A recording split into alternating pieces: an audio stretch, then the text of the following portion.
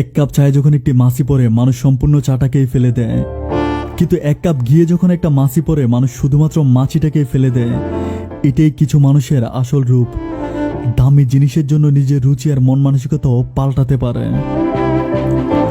লোভ মানুষকে অনেক নিচে নামিয়ে দেয়, অভাব মানুষকে অনেক কিছুই শিখিয়ে যায়। সারা দিন কাউকে পাত্তা না দেওয়া মানুষটাও দিন শেষে কষ্ট পায় কোনো একজন প্রিয় মানুষের গুরুত্বের অভাবে। পৃথিবীতে সবচেয়ে বড় লটারি হচ্ছে বিশ্বাসী কাউকে খুঁজে পাওয়া, যে কাঁদায় সেও কাঁদে। এটা অভিশাপ নয়, স্বয়ং নিয়তির বিচার। জীবন নামের অঙ্কটা বড়ই অদ্ভুত। কখন যে সুখগুলো বিয়োগ হয়ে দুঃখগুলো যোগ হয়ে যায় বুঝে যায় না।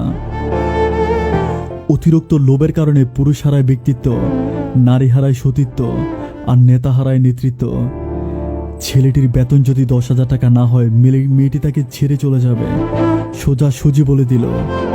ছেলেটি প্রচন্ড গরিব ছিল, 1,000 টাকা বেতনের একটি ছোট্ট চাকরি করত। সুন্দরী প্রেমিকার এমন কথা শুনে মাথার উপর আসমানটা ভেঙে পড়ল।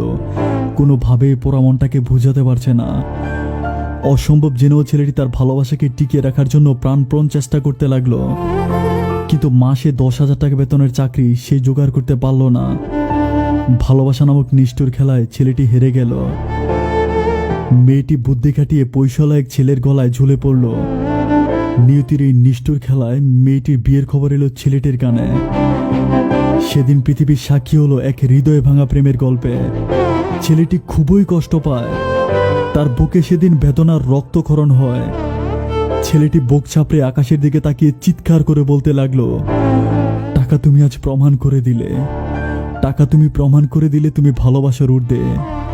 সেদিনের সেই গরিব ছেলেটির নাম ধর্মেশ ইয়েলান্দে। আজ ভারতের একজন বিখ্যাত নৃত্যশিল্পী। ভারতের যতগুলো নৃত্যশিল্পী আছে তারই মাঝে সেও একজন। বর্তমানে তার বেতন 10 লাখ টাকার উপরে। মিথ্যে ভালোবাসা হেরে যায়, সত্যি ভালোবাসার সাথে স্বয়ং সৃষ্টিকর্তাই রয়ে যায়। তাই তো ভরসা রাখুন উপরওয়ালার উপরে। ধন্যবাদ সবাইকে।